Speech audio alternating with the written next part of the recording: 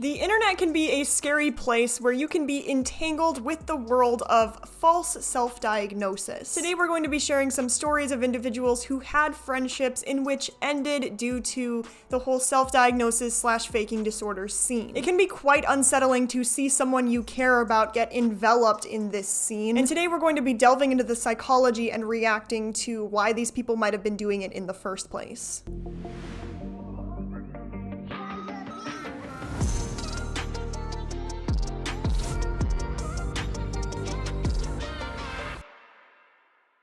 Okay, so I know this person, not really a friend, more like an acquaintance. Basically, it all starts with them constantly talking about their disorders, specifically personality ones, which by the title, yeah, they're self-diagnosed, and excusing their actions for it constantly. It's my BPD / NPD, something like that. They kept trying to self-diagnose themselves with other personality disorders while lying about the research. Quote, oh, I have ASPD, and I've been doing research for 2 years. They didn't know about ASPD since a month ago, and they're 15. Another thing is that they've also been diagnosing other people. I thought it was a joke, but people they are talking to are genuinely taking it as fact. I just can't even. I've tried to confront them once, but they would just mute me and start whining about, quote, how stressed they are, unquote. No one else is either, and I'm sick of people feeding into their delusions. They have quite an audience too. The personality disorder is just a significant one, but they also excuse their actions on being a system.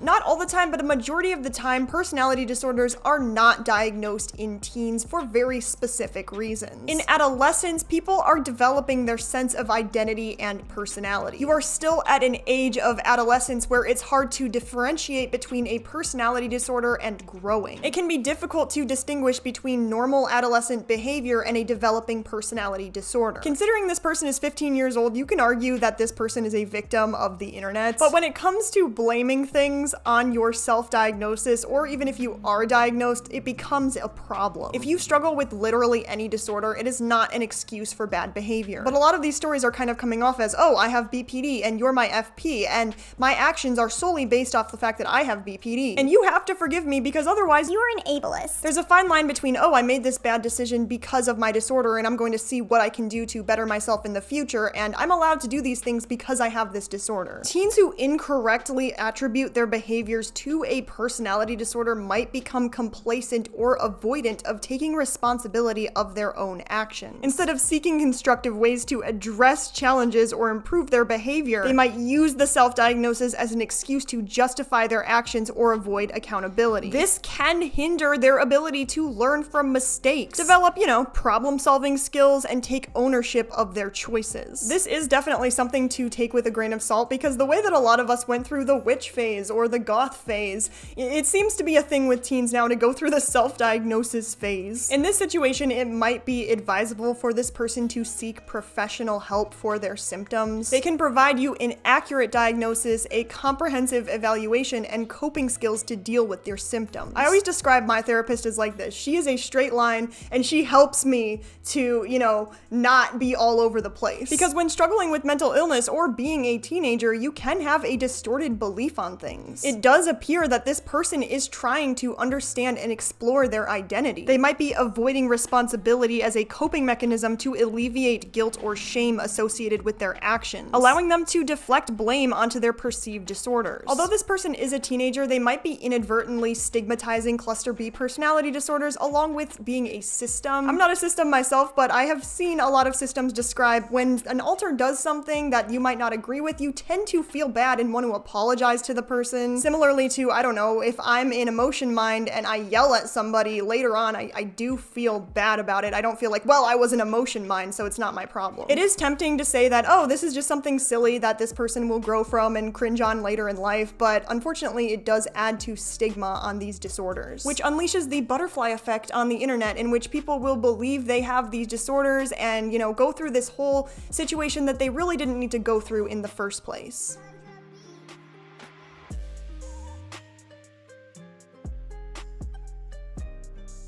A bit of backstory first. I'm a fan of dick figures, have been on and off for about 8 years now. For those who aren't aware, it's an early 2010s web series by Mondo Media. You know, the people behind the Happy Tree friends, about 2 stick figures, hence the name, named Red and Blue. There was even a movie in 2013, so that's cool. Back in around summer 2020, I joined a Discord server for the series, which is a complete separate story in and of itself, but I'm not here to discuss that. And I had a complete and utter blast. The people there were nice, I discussed ideas with them, and even posted my works there. It was great. Around halfway through August that year, a specific member joined. I don't want to get too into things in case they end up finding this, but it didn't take long for them to click in the server. As well as this, I quickly warmed up to them and started DMing them due to liking their ideas. And we shared a lot of fun ideas related to dick figures together. However, nothing lasts forever, and they left the server late that month. Unfortunately, we weren't friends, as in on each other's friends lists, and only they could see friend requests, so we couldn't talk anymore. And to make things worse, I accidentally deleted our DMs that I was trying to preserve a while later, so I couldn't even look back on those anymore. But yet, despite all of this, I still had hope we'd be able to reunite one day, and that I'd finally be able to see those happy memories again. That was at least until last night. After realizing the Discord username function change could help me finally reach out to people I lost contact with, I made it my goal to try to get back in contact with that friend one final time. I wasn't able to find them though, so I used Google to try to find out how to spell their username or for Discord. That's when I made a heartbreaking, at least for me, discovery. This friend that I grew to miss over 3 years had become a fictive heavy system with over 50 plus alters, complete with plural kit using we to refer to themselves. Naturally, I can't help but feel strangely betrayed, heartbroken. I don't know how to explain it. They were so nice and friendly back then, which somehow makes it sting even more. I know I'll probably sound really overdramatic when I say this, especially since I didn't even know them for that long, all things considered, but I really did have hope that we'd be able to reunite one day, but I guess that's a dead dream now. Besides, even if we did, it just wouldn't be the same, and I don't think I'll be able to handle them switching alters constantly if they ended up doing that. I just needed to get this out of my system, no pun intended, and that's all I wanted to say.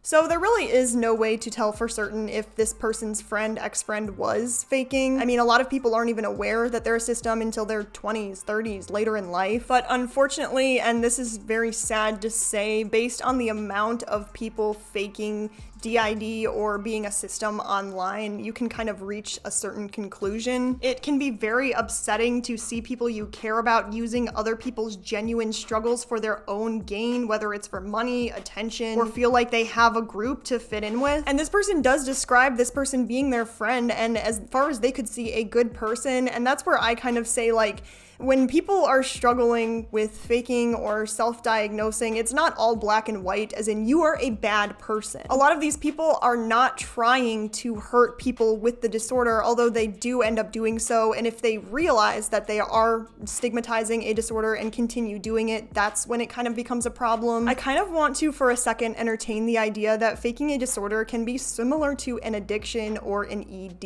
in the way that if you are worried about when you're getting your next fix, or all you're worried about is calories, you don't really have time to worry about actual problems going on in your life. Faking a disorder and addiction can both serve as a form of escapism from reality or difficult emotions, as a way to avoid facing challenges or negative emotions in their lives. Addiction is often reinforced by the pleasurable effects of substances or activities, leading individuals to continue engaging in them despite negative consequences. Faking a disorder can kind of have a similar reaction in your brain if you are craving attention, sympathy, or special treatment. And when you stop these maladaptive behaviors without therapy or other healthier coping skills, you might have a sense of emptiness. This has kind of turned into a long train of thought, but with addiction and faking disorders, you can kind of be in denial or rationalize your behaviors. Especially in the way that if you are in sort of an echo chamber on the internet and you see all of these other people doing it, you're like, there's no way what I'm doing is wrong then. My final thought is that they both kind of have an impact on your functioning. You can see this in the way that both of them kind of lost a friend due to their behaviors. When struggling with maladaptive behaviors, you might have a hard time maintaining employment, academic performance, performance or healthy relationship due to the preoccupation with your behavior. And at the same time, it's definitely good that these people are choosing not to engage with these people anymore because it's harmful for themselves. Someone on Reddit said, when you have DID, it's a cruel and unforgiving disorder. You lose agency, you lose time, sometimes precious time. You live confused in a haze. Your alters can be a source of comfort as the brain intends, but being a trauma response, they can also be a source of horror with which your brain tortures you relentlessly. I think hopefully in the future, this person might be able to challenge their motivations and distorted thoughts. If you are struggling with mental health issues or behaviors that are negatively impacting your life, seeking support from a therapist or counselor is crucial. Behind every screen of someone faking a disorder, there is someone struggling with their own fears. I mean, you know, maybe some of the time a person might just do it for fun, especially if they're super young. Make sure to give this video a thumbs up, subscribe, turn the bell on if you're feeling risky, and comment down below if you could relate to any of this. Have you ever met anyone IRL who has faked a disorder? Maybe we could strive for a community online that doesn't glamorize disorders, but rather just seeks understanding and empathy towards them. Consider becoming a member, and to my members, thank you so much for supporting my efforts on this channel. To everyone, have a good day, night, whatever the case may be,